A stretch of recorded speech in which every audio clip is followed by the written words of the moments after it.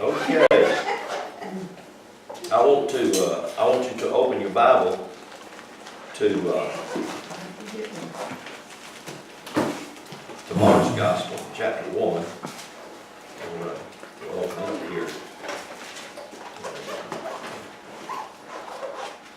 Some of the things that I want to say this morning are kind of difficult to say, mainly because of the tremendous controversy in them. And so I realized right up front that those things that I will say, even though I'll try to document the things that I'm talking about, they're very, very hard for our ear to hear. And they're hard because of the religious influence we've all been under. And when I say we've all, I do not exclude anyone. And when I say all, I do mean all, inclusive, whether they be Hindu, Buddhist, Jew, especially Christian. We've all been under a tremendous influence of religion, and we don't recognize it. And so we don't realize how much of our thinking is motivated by that. And many times we think things unconsciously because of the things that are really, really deep rooted into us. And so I would just wish I had snuck and recorded that. So, because when you open your mind to begin to think, really opening your mind to begin to think, you will come to a place you don't see things like you used to. And what happens is you begin to rewrite that script that's ingrained inside, that religious script. To rewrite that script is very hard, but once you begin to rewrite it, the very Sabbath comes alive inside you, the real Sabbath. And the word Sabbath just simply means peace and freedom. And there's nothing like that.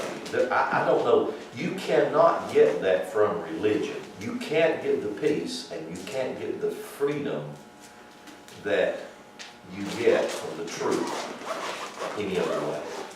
And that is what was supposed to be kept holy and sovereign. That Sabbath, the Sabbath that gives you peace and freedom. Not a day of the week. Paul tried to make that clear. So there's not a day of the week that you can find that or you can do that. And there are religions built on days of the week, including Judaism. Failure to understand the code to their own script, and yet building a religion off of the things that they had received that was coded. And by that, what I mean by when I say coded, just simply mean you had to understand the code or you couldn't unlock the mysteries. So I realized things that I would say that I would like to try to say this morning, and I'm going to use the book of Mark, and I'll use the book of Mark because it's designated as the oldest of the Gospels. Even though if you have an opportunity or if you have the Gospel of Q, most scholars and theologians would say that the four Gospels, especially the three synoptic Gospels, Matthew, Mark, and Luke, come from the Gospel of Q. And so the Gospel of Q is just a gospel of sayings. It's just sentences. In other words, it's not like a story form like Matthew, Mark, and Luke. It's just sentences. Sayings, that's all they are. They're sayings. And so from those sayings, the scholars and theologians, most of them say that's where Mark, Matthew, and Luke came from. However, there is a book, which I have this book, and I should bring it. I didn't bring it because it's extremely controversial. And it's a little small book. It only has 16 pages in it, but it talks about the Piso family. And if any of you would Google that, the Piso family is where the writings of Josephus come from. The writings of Josephus does not confirm the historicity of Jesus. There is one line in the writings of Josephus that kind of refers to the idea of a possible historical Jesus. Only one sentence. And most theologians and deep scholars know that sentence was actually is a plagiarism. It's written in there. It's corruption of those writings. But the writings of Josephus was to try to settle some of the wars that was going on among the Jews who were settling in Rome. And so the Romans, the Piso family, who were actually the most wealthy family in the world, wrote the story of Jesus as a fictitious tale to try to bring some kind of harmony to all of the wars and the inner turbulent that was going on in Rome during that period of time, from around 30 to plumb up to 100, 200. And so there's so much available right now if people, number one, open your mind. When you open your mind, you begin to see things completely different, and that's what's so difficult. And I say that because I was very close-minded.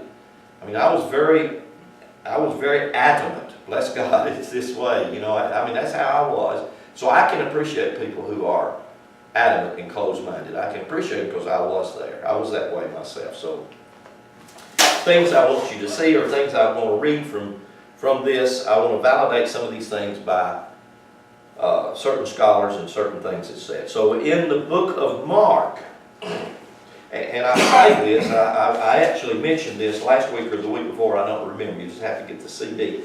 I mentioned the fact that we have what we call two testaments, the Old and the New. And that's a injection of Catholicism. And so most people say that Jesus come to establish the new covenant. You won't find that anywhere in the four Gospels.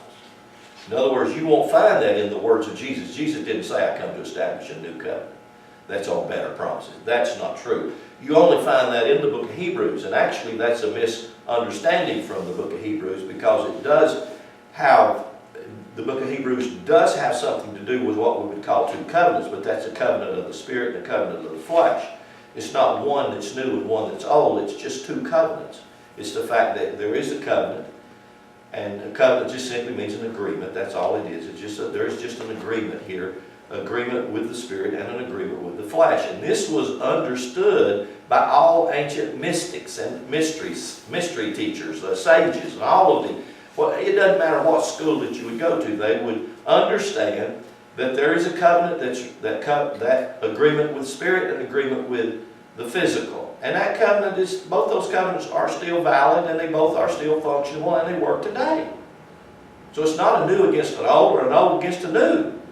And again, go back to misunderstanding of the Judaism and its religion of its God, who became Jehovah. Jehovah became the tyrannical ruler of the religion of Judaism. Elohim was the God of the Hebrew.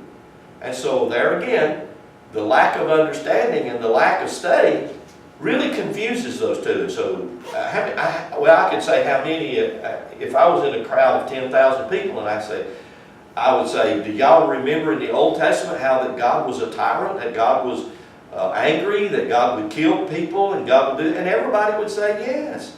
And I say, well, then they would say, well, the New Testament God, Jesus settled that, God's not mad no more. But the whole concept, the idea that God was mad in the Old Testament, is a misunderstanding between Elohim and Yod-Heh-Vav-Heh, Jehovah and Elohim. And I don't know that I'll be able to touch that this morning. I might be able to touch it somewhat in the book of Job, because the book of Job kind of touches on that somewhat. To understand the covenant with Jehovah, the covenant of Jehovah is just a covenant with the physical body. And the physical body in that covenant is designed so that it will reproduce after its own kind. So whatever the physical sows, it gets back. Now that's just an eternal law. It should be a no-brainer. And that is the covenant with Jehovah. So that whatever you sow strife, guess what you get back. You sow contention, guess what you get back. I mean, those are just, they are just inevitable laws. They're not right and they're not wrong. Many times we are just the recipient of the things we've sown in this physical body. And sometimes we're the recipient of things that have karmic condition that was sown in prior lifetimes. And that's another difficult one to appeal to swallow, that people have a hard time with that. The only reason they have a hard time with it is they haven't heard it enough. If you hear it enough, you don't have a hard time with it. You begin to say, oh, okay, it's just called the law of sowing and reaping. And that's a principle you can call. And I'll tell you another way it's called on the spiritual side of it, cause and effect. So on the spiritual side of it, there is a cause behind every effect. And on the natural side of it, there is a crop behind every seed. Some of them don't produce very well. And some of them produces really well. Do you understand what I'm saying? So approaching these things, well, let me just do this. Let me just do this before I read from Mark. And this, again, this will be a difficult one for you to see or to swallow. But I can show you, turn with me to Romans chapter 3. Then we'll come back to Mark chapter 1. I can show you where the Christian church, the Catholic Church, the Christian church is not, never ever has been established on the four Gospels. Never been. The Christian church is established on the Pauline epistles. And I can go back and I can show you that. I can prove that to you. They are established on the Pauline epistles.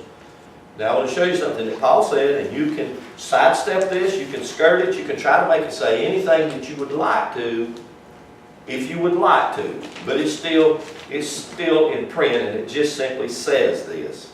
Verse 7 of Romans chapter 3. And it says these words, for if the truth of God hath more abounded through my lie. Now Paul up front is telling you that what he's saying is a lie. He's saying that right up front, right there it is. If the truth of God has abounded more through my lie. How many of you have ever heard that the truth can come out of a lie? You never heard that. Because that doesn't make good sense to you. And you can read right over that and say, that doesn't make good sense to me. And you know why that doesn't make good sense to you? Simply because you listen to your rational or your reasonable mind, which is more attuned to your spirit, your intuitive nature. Your intuitive nature will tell you these things.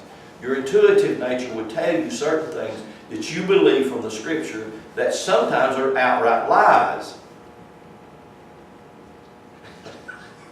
Now see, y'all have a really hard time with that. Because now I'm going to show you something in the book of Mark that's an outright lie. It's made up by a Catholic monk.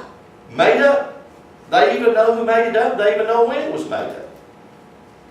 And yet we have been so inundated by this lie, we call this lie the truth, and have called this lie the truth so long that we believe the lie as opposed to the truth. That's difficult, isn't it? So again, it says, for if the truth of God hath more abounded through my lie. Back up to the second chapter of this same book, Romans chapter 2.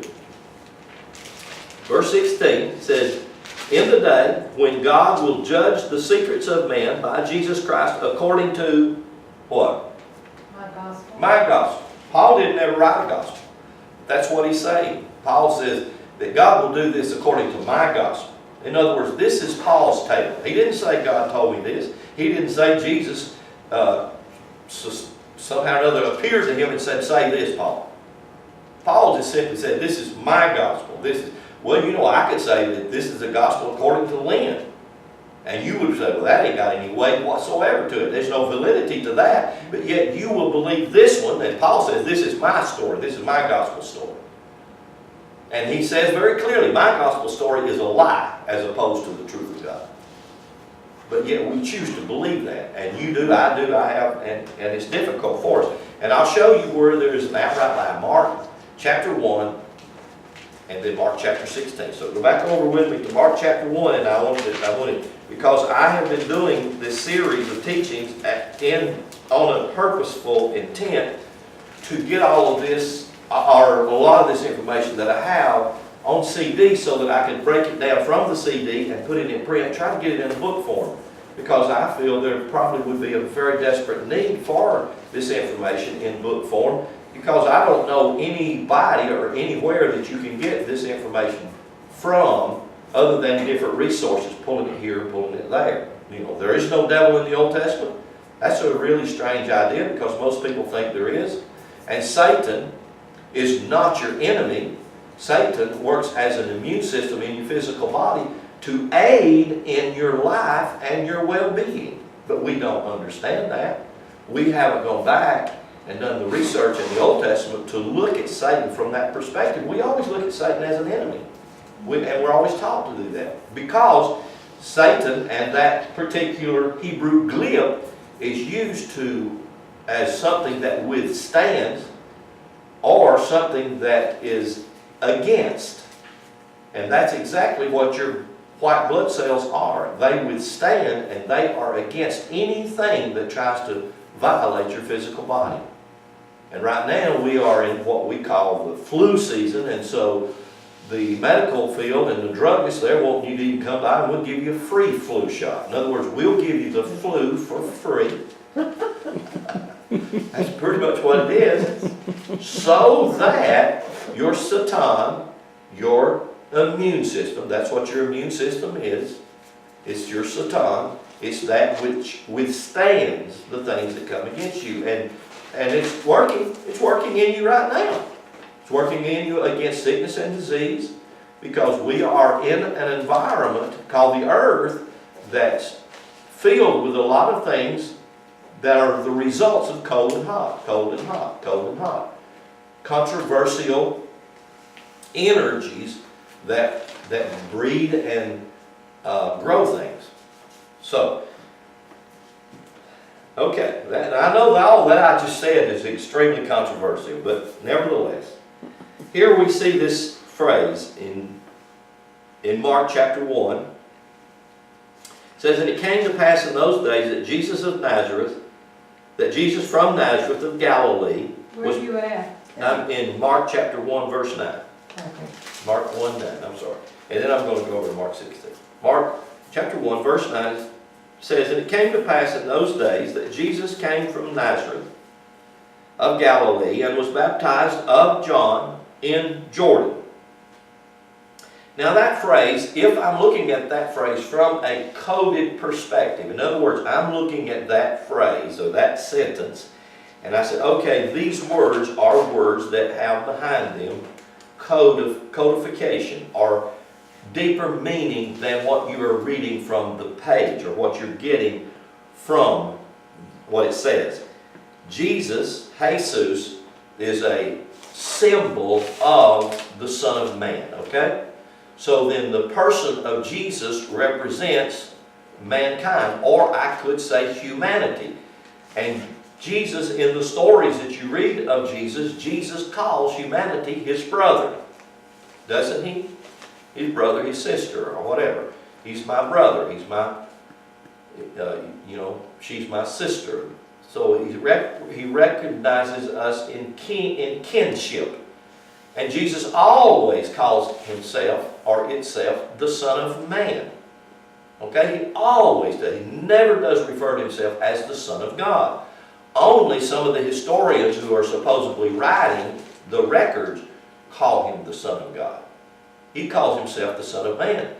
But you are called the Son of God in Genesis 1 and 2. You are. So that we can understand that the whole human race, the whole Adamic race, is the Son of God. So as Jesus being the Son of Man, or the Son of God, you are the same thing. So here in this opening statement, and I'm looking at this from a mythical standpoint, or from a codification, so that I can understand the code, the word Nazareth, if I understand the code, it's just simply the word Nazareth. You've all heard this phrase, that there is no good thing comes out of Nazareth. You've heard that phrase. That was referring to Jesus. He's just a carpenter's son. He comes from Nazareth because there's nothing good comes out of Nazareth. Really, that phrase Nazareth just simply means to be an offshoot, or it means that one that comes from a despised place. It's referring to the physical. And the reason it's referring to the physical and calling the physical a despised place is because it's in the physical, it's in the natural is where controversy is at. There's not a controversy between the natural and the spiritual. It's the natural that creates its own controversy. And it creates its own controversy through the tension that it lives in. Every one of you live in a tension. And that tension is between cold and hot. And that tension creates sniffles. Any of you ever said, I got the sniffles? Where did it come from? Well, viruses in the air, bacteria, different things, your body becomes susceptible to certain things, da-da-da-da. You know, when you was saying what you were saying about Jesus is the Son of Man, and we are the Son of God, the way I take it is Jesus is the way. That's why He's the Son of Man. He is the way we are supposed to do, the things we're supposed to do. His story is the story of how we should be able to take things and do things. Where the Son of God is actually the stick man, as being God living in us. So that's why we're the Son of God and He's the Son of Man. So the story of Jesus as the Son of Man, I can say, is the story of me. Right. And how we should act, how we should take things, how we can act love in different situations. Yes. Whether they're controversial or they are complementary. It's a pattern of acting. It's a pattern of living. It's a way you can live life. So then again, Jesus represents you and me. Nazareth represents our physical body and the place or the tension from which it comes from. Okay? And all of the ancient mystery schools, I go way back prior to 2000. So if I'm going back prior to 2000, I have to get into Hindu material, I have to get into Buddhist material, I have to get into Egyptian material, and all of those materials had a Jesus story. They didn't necessarily use the name of Jesus. If it was Buddhist, they used Buddha. Buddha was not a real character. Buddha was a mythological character that was supposedly Saradatha. Or if I go back into Egyptian, which is the oldest, some say the most ancient material we can get to, I have the same story of Jesus by Osiris. Osiris is born of a virgin, had 12 apostles, 12 disciples, lived, died, came to deliver mankind. Same identical story. No difference in the story. The story is just much, much older. So again, not trying to make a historicity out of any of the stories and not taking away from the fact that they maybe could have been a historical character, but going more into the emphasis on what is the story about. The story is always about me and my journey, because I am, whether you can accept it or you cannot accept it, I am the house God lives in. I am the tabernacle. I am the vessel that God lives in and through. You are too. And all of this material, whether I go back into ancient Egypt, and I'm talking about Osiris, or I'm going back 2,000 years and I'm talking about Jesus, I'm still talking about me as an instrument that God lives in and God lives through. See, so, verse 9, it came to pass in those days that Jesus, or I can say Lynn, myself, comes from Nazareth. In other words, I come from the physical womb of my mother.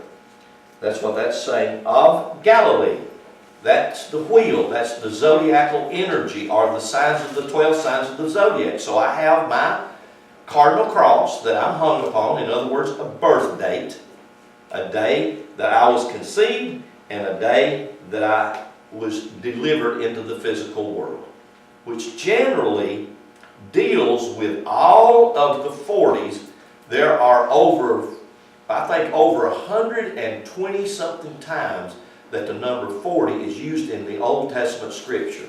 And it's always used as a mythological number. And it's always referring to the number of weeks that you gestate in your mother's womb. On a normal basis, a physical body gestates 40 weeks. It always, when you see the word 40, what does Jesus do immediately? Goes into the wilderness for what? 40 days. 40 again being the number of gestation. It's always referring to the time that God takes to build His tabernacle in the womb of a physical mother to bring himself as a manifest being in this dimension. So every time you go back in the Old Testament, whether it's 40 days, 40 years, and you will see that number, that's one of the most predominant numbers in the Old Testament, is 40. You see it used quite often in the New Testament as well. Still refers to the same thing. The number of weeks for gestation, the number of days, a number of time that it takes a fetus to grow into a human being. It takes God to build His tabernacle, which you are. So when he says he is a Nazareth of Galilee, that means the wheel, or the 12 astrological signs, and was baptized. That simply means he was initiated of John. The word John just simply means grace and mercy. So you were at infancy initiated in the grace and the mercy of God. And that grace and mercy will follow you all of the days of your life. And if you can learn to lean back on it, you can never, ever be disappointed. Because that is always there, grace and mercy. But you don't find that pretty much in Christianity. You find condemnation and judgment. But you don't find this. You're baptized, you're initiated, you're immersed in grace and mercy. You know, you can always cry on the grace of mercy no matter what you did or didn't do. You always can. It's just there. In Jordan. Jordan simply means in that place of judgment. That's what the Jordan River represents, the judgment. Whether it's a judgment that you make upon yourself or the judgment that's and straightway coming up out of the water, he saw heaven opened and the Spirit like a dove descended upon him. And there came a voice from heaven saying, "You are my beloved Son, in whom I am well pleased." And immediately the Spirit drives him into the wilderness. And he was there in the wilderness 40 days tempted of Satan. The word tempted is this. If I wire this building with electrical wires, and I've got all my light sockets in place, all of my wall plugs in place, and I go to the main and I throw the main on it, what I'm doing is I'm tempting all of my light switches, all of my sockets, I'm tempting them to be sure that they are in order. If I put a water system in here, before I cover the walls with sheetrock, before I cover the lines and the pipes with concrete, I will throw the water pressure to it to tempt it, to make sure it's not leaking. It would be foolish to put the walls up. It would be foolish to pour the concrete down with those and not tempt them. Do you understand what I'm saying? You see, we see this as temptation, as something's antagonizing me. Something is tempting me. Something's trying to lure me. All you have to do is look up this word tempt. It just simply means test it and prove it. Just proving that the thing works. It's like God proves that the immune system in your physical body is there. It's there and it's designed to work. It's designed to do what it's put there as its function is. Now, go with me to Mark 16. I want to show you, because what happens is, from this point on, the introduction of this story, this is an Old Testament concept. This is not what you would call New Testament, New Covenant concept. This is an Old Testament concept that's rooted in astrology. It's rooted in mythology. It's rooted in coded language. So if you go back to the Old Testament and you do not understand the things I just said, if you do not understand the astrology, if you can go back and you remember the story of Joseph, Joseph goes to his dad and says, "Daddy," and he talks about him and his brothers and says, I'm one of the astrological signs. And they got kind of mad at him. Y'all remember the story, don't you? Makes it very clear to show that the 12 sons of Jacob were, each one of them, designations of the 12 astrological signs. And not only that, most people don't ever see this. You go back in Genesis and you can read this. There were 12 boys and 1 girl. And the reason they were is because they throw 2 calendars at you. They throw the lunar calendar. The lunar calendar always has 13 months. And then they throw the solar calendar. That's the sun, the S-U-N, which is the S-O-N. It's the same thing. It always has 12 months. So both of those are mentioned. That's why you have 12 sons and 1 daughter. And most people go completely berserk because they don't pay attention to the story. It's there. It's written there. The reason the 13th child is a girl, Deborah, is because she refers to the lunar calendar, which is feminine. Everyone knows that a woman's cycle follows the moon, doesn't it? Yeah, Yes. it does. And so does a man because of the Esha, that's the feminine side of a male being. The woman has an Esh, a masculine side of her being. So both follow the solar calendar. And again, you have to go back and understand astrology before you get what I'm trying to say. And you have to understand the lunar side of it. Because if you follow the Feast of the Tabernacle, the Feast of the Jews, they always followed both calendars, both the lunar and the solar calendar. So that's why the dates they don't ever come up the same. That's why you have Sabbaths in the Old Testament that didn't come up on the Sabbath day of the week. They had Sabbaths that come up all different days of the week. That's why you can read in John chapter 21, when it talks about Jesus being crucified, it says that Sabbath was not the regular weekly Sabbath, but was one of the special Sabbaths. In other words, it was not on a Friday evening unto a Saturday after evening, that was the Sabbath. It was on a Wednesday, using our time of calendar.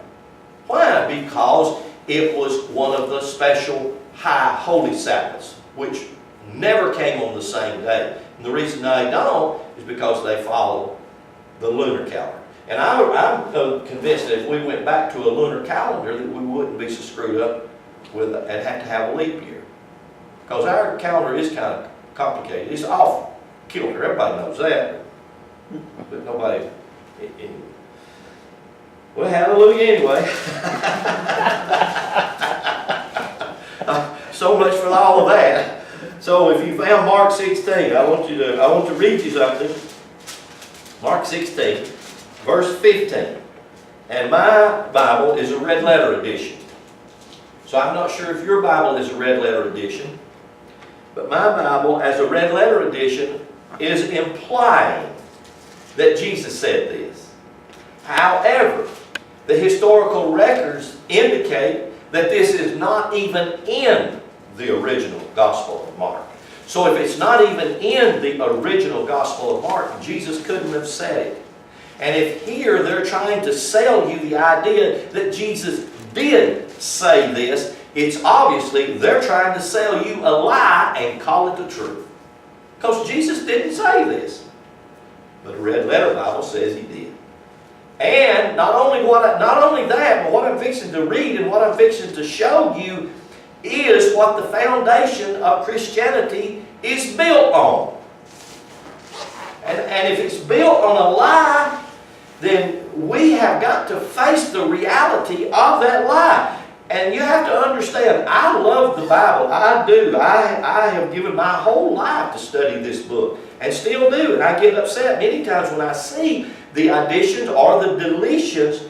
And I get upset about it. But still I say, it is a fabulous book filled with fabulous truths. But you got to find them. Because when you do, you're going to start thinking different. You'll start to think out of the box. So here you go. Chapter 16, verse 15, and he said unto them, Go ye into all of the world and preach the gospel to every creature. He that believeth and is baptized shall be saved. This is a lie. This is where Christianity builds its foundational. What's the foundation of it? If you don't get saved, what are you going to get? And you got to be baptized too. You got to be baptized and you got to be saved. And if you don't get saved and you don't get baptized, then what do you get? The very next phrase. He that believeth not shall be what? Damned. 2 words right there, saved and damned. Y'all are so familiar with them. The whole Christian community is so familiar with them, but haven't got a clue what they mean.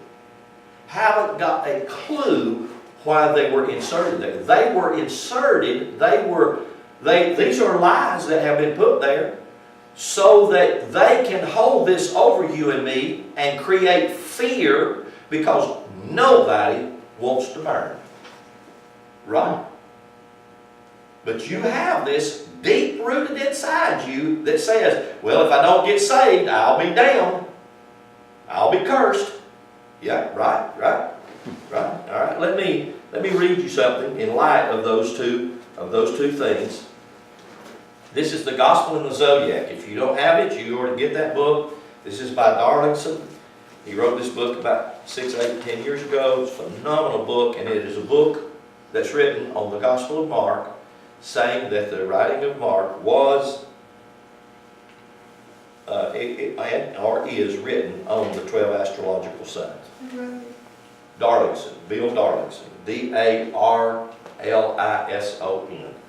Darlington, the Gospel and the Zodiac. Phenomenal book. Let me read you, this is an introduction about something he says. He talks about Irenaeus, and I'm going to talk some more about this particular character. As a matter of fact, it is stated in many theological, and I'm talking about some solid works, Bart Ehrman, and many others that have said these things, Wheelis, about Irenaeus. They said there has no theologian lied as much as Irenaeus, and it is in print for anybody to read. And he is called the father of Christianity. He wrote, his books are the foundation from which any student who goes to seminary studies from to lay the foundation of Christianity in the preacher. Irenaeus. Irenaeus, Orthodox first systematic apologist, goes to great length to prove that Jesus exercised his ministry over many years in order to counter the contention of various Gnostic groups. Now, this was something that was going on somewhere around 180 to 200 when Irenaeus was a bishop in Rome. So he goes to great lengths to prove that Jesus exercised his ministry over many years, in other words, 3.5 years. That's what he tries to say. In order to counter the contention of various Gnostic groups. When he's talking about the Gnostic groups, when you really look at the early Christian church from 300 BC plumb up to 150 to 300 CE, when you look at that, you realize that the Essenes and Gnostics were pretty much of the same community. The Essenes were earlier, the Gnostics were later, and they all were pretty much embracing some of the same things. In other words, they were embracing the idea that the story of Jesus was another story of the astrological sun, and its 1 year progression. So he goes to great lengths to prove that Jesus exercised his ministry over many years in order to counter the contention of various Gnostic groups, principally the followers of Valentinus, that Jesus taught for 1 year only, and further that he suffered in the 12th month. And he quotes, this is from Irenaeus, page 200. He goes on, and listen to this. He says, the task of an aspirant was to attain spiritual freedom by overcoming the bondage to the flesh. That's a good statement. That's your task. The task of an aspirant, in other words, an aspirant is one who's initiated into the truth. It's someone who you can, call them whatever you want. You have a conviction. You come to a place in your life, you want greater truth. You come to a place you want to know who you are. You come to a place where you're stirred, you're strong. And that usually happens to everybody. More than one time in their life. That happened to all of you. Many times you grow up and you come to that point, you could have been 6, 7, 8 years old. Or you could have been 21 or 26 or whatever. You come to that. Everybody comes to that place many times. The task of an aspirant was to attain spiritual freedom by overcoming bondage to the flesh. Despite the variety of ways in which it manifests, Gnosticism was concerned with the interior life of spirit, with illumination, which could be attained through prayer, meditation, and performance of specific rituals. God was to be experienced within the depths of the individual rather than demonstrated rationally or objectively historically. Gnosis, which comes from the Greek word knowledge, is not primarily rational knowledge, but insight. Gnosis involves the intuitive process of knowing yourself. To know yourself is to know your nature and your destiny. Yet to know oneself at the deepest level is simultaneously the same as knowing God. That's pretty stout. So, Bill Darlison. So he's saying that Irenaeus and the things that Irenaeus was contending for weren't necessarily the truth. And goodness, there's so much about this particular writer, Irenaeus, that it's crazy. I want to read you something else here from another author who is one of my favorite authors. And this is Alan Boyd Kuhn.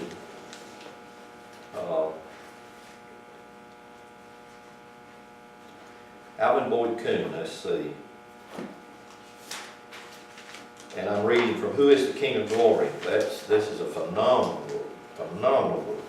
Who is the King of Glory? And here, he says this. Wheelis comments, and Wheelis is he is a scholar, he is a theologian. He comments on this, that of course he did not and could not, they were not yet written. He's talking about these verses in Mark that I just read to you. This is what Wheelis says. No other pope, bishop, or father except Papias until Irenaeus, for nearly a century after Pope Clement, and it's amazing that we don't have the writings of Clement. For some reason the Catholic Church got rid of all of them. I don't know why they would do that. Why would they get right? Well, I do know why they would get rid of them, because of the content of what they said. Because there are many times they are quoted out of context to show that he was a heretic. Because he said things, well, let me read some of the things that he said. Pope Clement never mentions or quotes a gospel. He was a bishop, he was a pope, one of the earlier popes of the church, but he never, no one ever mentioned the gospel of Matthew, Mark, Luke, or John until after 180. Irenaeus. Irenaeus is the first one to ever mention a Matthew, Mark, Luke, or John. Now, can you imagine that there wasn't a Matthew, Mark, Luke, or John circulating in the church for the first 150 years? Just wasn't there. Now, I realize the wheels in your brain can't hardly think that there wasn't a Matthew, Mark, Luke, and John. No. So here he goes on. He says, Pope Clement never mentioned the gospel or the names of Matthew, Mark, Luke, or John for a century and a half until the books bobbed up in the hands of Bishop Irenaeus. By the way, let me just say this. At that same time, around 180, 185, 190, bobbing up in the hands of Irenaeus were 1st and 2nd Timothy, 1st and 2nd Thessalonians, and Titus. Those are called the pastoral epistles. If they were truly Pauline, why didn't they circulate in the church during the time of Paul? They didn't.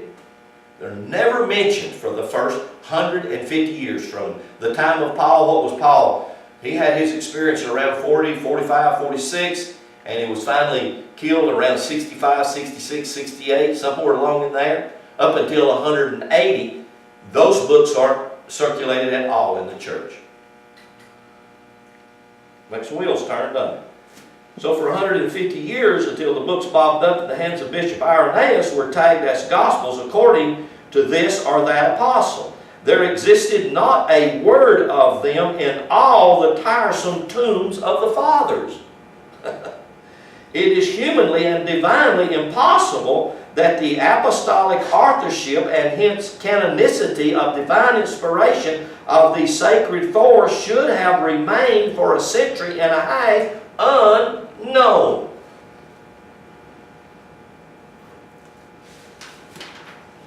Let me read some more here. There has been much question of the genuineness of Mark 16, verses 9 through 20. On this, the Encyclopedia Britannica says, the conclusion of Mark 16, 9 through 20 is admittedly not genuine. That's in the Encyclopedia Britannica. Admittedly not genuine. If it's admittedly not genuine, that means somebody added it. And if somebody added it and they added these words, you must go and get everybody saved or they'll be damned. Cursed. That's all been added. What was the motivation behind that addition? The motivation behind that addition was to put fear in the minds of people. The conclusion of Mark 16, 9 through 20 is admittedly not genuine. Still less can the shorter conclusion lay claim to genuineness. Of the 15th and the 16th verses of this chapter, go into all the world and preach the gospel, and the quote saved and the quote damned clauses are obviously inner pollution. Reinach, who is also a scholar, says that it is a late addition and is not found in the best manuscripts. The New Standard Bible Dictionary says the same thing. That states the longer version has against it the testimony of the two oldest unical manuscripts, the Sinaitica and the Vatican, of one or two of the early versions, all of which close the chapter in verse 8. So they close the Gospel of Mark in, and he goes on and on and on and on. He quotes from other sources about this same identical thing. So what I'm trying to say, or maybe what I am saying, and it's difficult, is the saved that Mark Gospel talks about and or the damned are pollutions. They're not really there. So if they're not really there and your goal is not necessarily to go get everybody saved or they're going to be damned, then what is your goal? And I would come back to say it simply this, that your goal in life is to know you. To go back to what I read from, was it Kuhn or was it Darlington? I believe it was Darlington. To come back to this, the task of I would just say it this way, the task of every human being is to obtain spiritual freedom by overcoming the bondage of the flesh. And the bondage of the flesh is just the fact that it has been deposited in the earth as this instrument of God, this vehicle of God, that yet is subjected to the elements of this dimension. And these elements of this dimension have within it, I guess I could say, negative energies, or they have within it things that will hinder the well-being of your physical body. Anybody ever sense that? Should I just say everybody does sense that? Don't we? I do, you do, I know we all do. So even you can strive or you can work diligently to maintain health in a society that seems to be contrary to your health. That's where we live. We live in a society that is that. We live in a society that, I was talking to a guy just earlier this week, that you can go to Mexico and you can get certain aid, physical aid from the medical profession there that does work that you can't get here. Now isn't that erroneous? Oscar Poole, which all of you know, good friend of mine, Oscar Poole was pronounced a death sentence about 5 or 6 years ago because he had a heart issue, and they said they gave him a year to live. And so what he did was he and 4 other people got together and they got a doctor from Switzerland who was doing a procedure, an outpatient procedure, that would correct the problem that Oscar Poole had as an outpatient and give him many more years on his life. And so Oscar opted to do that. And he had to pay, him and all these other people paid to fly this surgeon over here, Piedmont Hospital in Atlanta. I spent the day with Oscar down there while he was under the knife of this particular surgeon. This has been 5 or 6 years ago. And Oscar Poole, if you follow him any on Facebook or you hear about him, he's traveling all over the world, him and his wife. They just come back from a train trip all the way to California. Been gone for 3 months. Living life. Living life. Knocking on 90. Living life. Not dead. And not succumbing to the American Medical Association. Because if he followed their procedure, he'd be dead man. So what's happening to us? They try to poison us through the foods. Try to poison us through the water you drink. So is your body, is it subjected to all kinds of things that are not healthy for it? Absolutely, always. Does God prepare for that? Absolutely, always. So there is a system within us, and again, I'm saying this system is Satan. And it's so difficult to say that, to understand that Satan, I'm using the word Satan, and I spell it, I'm not even going to worry about putting it on the board. I've done way past that. I should have put my stick man up a long time ago and spell Satan. Sheen Taut Noun is how you spell it in Hebrew, but just the compilation of those glyphs, when you begin to see the compilation of those glyphs, the Sheen has to do with fire and water. That's basically why it sounds the way it sounds. Is if you put fire in water, it goes sizzles.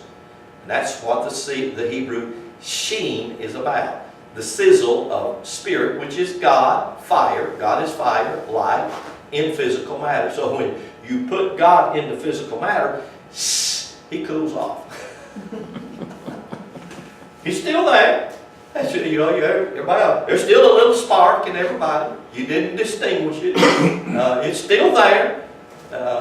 It just waits on a chance to stir. And that's how the name Satan starts out, with that glyph of fire and water. So it's energy and power. You see, that energy, that power is resident in you all the time. It creates miracles. I don't think that there is a key to turn loose that power, that energy, so that someone can wave a magic wand, or you can drink a special formula of water, or pour special olive oil over you and release that energy. However, that energy many times is released through those methods from you yourself, and you don't know it. Because I do not discredit the miracles that were done through Oral Roberts, through the tent ministry, through William Branham, through A.A. Allen, through Catherine Kuhlman, through all these people. What they did is some way, the things that they said, or the way that they, Catherine Kuhlman, she pop her feet together and do her little dance, and they said people would just fall. What I'm saying is that there was a release, there was a move, there is a energy of the Spirit that releases, and you emotionally grab hold of it. When you emotionally grab hold of it, you open yourself up to this energy, Satan. And this energy, Satan, starts out first off with the Sheen, the power of God to do a miracle in you, in your physical body. I remember years ago I was praying that not that I would lay hands on people, but that my words would be like the pen of a ready writer, that somehow or another that I would be able to use my words to release the energy of the power of God individually in people, whether it be small groups or mass groups, that it wouldn't be anything I did, it would be something that the people themselves do by that igniting of that word. The second glyph in this particular compilation of Hebrew glyphs is taut, which means a sail. Taut, that's what the word means. It's number 9. It means a sail. And it has to do with femininity. In other words, it has to do with the ability to reproduce itself. And if you do, I told y'all to follow a little thing somewhere last week, I think, to YouTube this. That's what your white blood cells do. If you have a deficiency in your white blood cells, they call it leukemia. But your white blood cells are just like an army that goes against and attacks anything in your physical body. This is the center glyph of the Hebrew word, Satan. Now, of course, right now I'm telling you about the power of God, the sheen. Right now I'm telling you about the taut, the cell, the white blood cell that works with you, unless you've got your immune system so run down, and we do. It's like I say, our food and everything else that just about we're subject to, it tires your immune system down. And so, that's the taut. Now right now I've got 2 out of the 3 glyphs, and I don't think there's anything negative about them that sounds anything like a damnation or a curse, does it? And then the final non, which actually means inner freedom of life. So hallelujah, when you put this powerful glyph together, and we call this Satan, and in the Old Testament it's used for the word withstand, it's used for the word adversary, and that's exactly what your white blood cells are. They're adversaries to any kind of disease or anything that's coming against your body that's a foreign power. And so, to go with me to the book of Job, go with me to Job chapter 1. Job, the book of Job, Satan, the word, the Hebrew glyph, Satan, is used more times in the book of Job in the first 2 chapters than anywhere in the whole Bible. It's used 14 times. 7 times in the first chapter, 7 times in the second chapter. And it's only used 19 times in the whole Bible. 14 of those 19 times is the book of Job. So would you have an idea that possibly the book of Job would be about Satan? Something about Satan. And I would say you would be right. It does, but it only uses it in the introduction. It doesn't use it anymore after its introduction. Doesn't use it at all. So Job 1 and 2, and again, let me just say this about the name Job, is he who weeps or cries out of a hollow place. He actually is just a picture of your physical body that's in desperate need. And most people would look at Job's life and they say, pretty well describes him, because it looks like he was in sad shape. I mean, you know, everything he did seemed like went wrong or sour, didn't it? Everybody you heard about, well, it comes and kills all of his herds and his flocks and kills his animals and wipes all that out. And then he said, hey, Job, this looks like, man, it's not a good day for you, buddy. It looks like God's done rained fire down and killed all your crops, burnt your crops up. You ain't got no crops now. Then there's one other come running down and say, hey, Job, it's not looking too good for you, bud. Now they've done wiped out all your kids. God done killed every one of your kids. And that's right here in the first 2 chapters. And so this guy, that's why his name Job means he who cries out of a hollow place.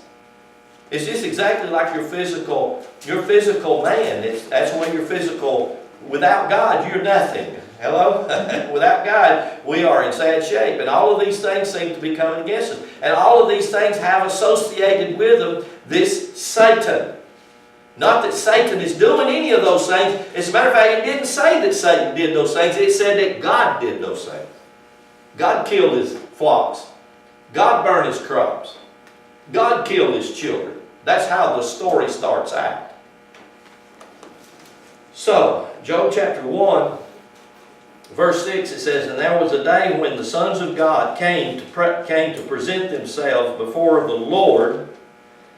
By the way, the word God here is Elohim, and the word Lord here is Jehovah, Yod-Heh-Vav-Heh. Elohim has to do with the 12 astrological signs that creates a physical body in Genesis chapter 1. In Genesis chapter 1 is the blueprint of the physical body. In Genesis 2 and 3 is the incubation of that blueprint in a literal, natural, physical way.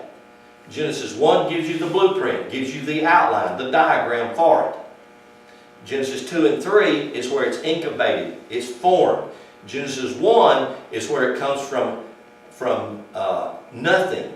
It's the no-thingness. It's the absolute. That's what it's called in Isaiah. In Genesis 2 is where it's Yetzirah, formed. It's built, it's put together. It's just exactly like I have a blueprint out there on what we're trying to do in here. And you'll be able to come in here hopefully just in the next few weeks or so, and you'll begin to see the blueprint in formation. You understand what I'm saying? Yeah. Okay, there's not any confusion. I remember Gary, her husband, used to ask me always, he said, yeah, well, Lynn, Genesis 1 is this and Genesis 2. There's two different atoms here. No, there isn't. It's the same atom. One of them is a blueprint, it's a design. The other one is the physical building of the tabernacle. And that's it. God drew a blueprint of it. So Genesis chapter 1 is Elohim at work. It's 32 times the name Elohim is mentioned. There's 22 glyphs of the Hebrew alphabet along with the 10 sephirots, which are the formation of the tree of life which builds the man. That's a lot, isn't it? And right here you have a picture. You have verse 6. Now there was a day when the sons of God came to present themselves before the Lord, and Satan came also among them. Because as God begins to build His tabernacle, within that tabernacle is the immune system. It's the white blood cells. You know, I could go back, we will maybe not in this series, but we'll go back Genesis chapter 2, and we will look at the four rivers. The four rivers have to do with your heart and the blood system that flows in your physical body. And it's just there. It's not referring to literally four rivers over in the Middle East, like we've been told. So if you look at chapter 2, verse 1, chapter 2, verse 1, it says, and again there was a day when the sons of God came to present themselves before the Lord, and Satan came also among them. Does that sound familiar? It's exactly it's a repeat. It says the same thing. To present themselves among them. To present himself before the Lord. That's the only addition. That's different. They present themselves before the Lord. Before Yod-Heh-Vav-Heh. Yod-Heh-Vav-Heh is not a tyrannical God in the Old Testament called Jehovah that became the national deity of Judaism. Yod-Heh-Vav-Heh are the formulas of the four cardinal points of the cross. It's the spring, the summer, the fall, and the winter. And it's the cardinal cross. It's where every human being is hung on that. Yod-Heh-Vav-Heh. It's carbon, hydrogen, nitrogen, and oxygen. And are those elements that builds the physical body. And the physical body is what this whole book is about and how it functions as God's tabernacle in God's house. That's who you are, and it does work correct. And from here, from this point forward, we move out of these 7 times that Satan is used into the story of Job. And as you move into the story of Job, Job has a dialogue between him and the 3 aspects of his being, which are his 3 friends. And that dialogue goes on for 30 chapters. And it's very, very interesting and very intense as you begin to look at it. And nothing that they say is true. What they say, if you go back, it's the projections of your physical body from 3 different perspectives. Mind, will, and emotions. Carnal mind. The strength of that carnal mind, which is your will. And then the emotional being that can be negatively used, or the emotional being that can be positively used. And if you listen to the emotional being that's negatively used, it'll always pull you down in depression. It always will. That's his friend Zophar. Zophar, who was a Naamanite. Naaman who had to go and dip in the river to be cleansed. Why? Because he's filled with negative energy. And you follow these characters and you realize, what are they always up against? They're always up against Satan.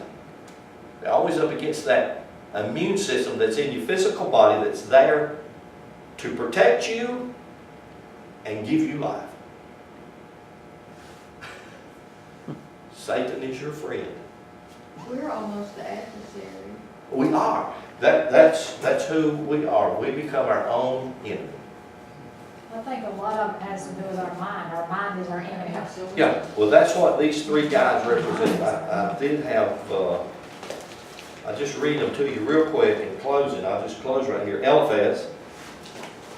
And Eliphaz, his name means the thoughts from the subconsciousness that have nothing to do with spiritual truth. That's what his Eliphaz. He was a Temanite. And a Temanite is from the south, or from the south just simply means it's from the place of abundance. Or south refers to the summer, the time of plenty and prosperity. So if you begin to realize Eliphaz, he will give you an abundant supply of things that's not true. He'll overload you with it. And you know what he'll tell you? This is what God said. This is the truth. And then you have Bildad. Bildad, whose name means contention. And he is the intellect that is apart from spiritual knowledge. It's the intellect that separates itself from spiritual understanding. And he was a Shuhite. And his name, Shuhite, just simply means to strive for that which appears to be right. It looks like it's true. Have you ever had that? I had something that come up on my hands. It really appeared to be true. My God, I saw it. I felt it. And I had Bildad right there, the Shuhite. I had him right there to confirm that he was through my own intellect, my own mind, will, and emotions. And then you have his third friend, who is Zophar, which actually his name means limited thoughts and reason. There is a reasoning that is of God, and then there is a reasoning that is of the carnal mind. Everything has a counterpart. And so Zophar was a Namathite, and his name, Namathite, just simply means he is agreeable. And he will agree, he will begin to agree with this plane of darkness, or this limited thoughts and reasoning that Zophar will give you. Those are their names. And that's what they mean. I mean, you can get any kind of a Bible dictionary that will give you the breakdown of these names. I've done the Hebrew and just broke their names down in Hebrew and looked at them to see what they mean and how they mean. Those names you just got is from Job. Job chapter 2, verse 11 is where they're at. That's the introduction. And then chapter 3 on, they begin a dialogue with them.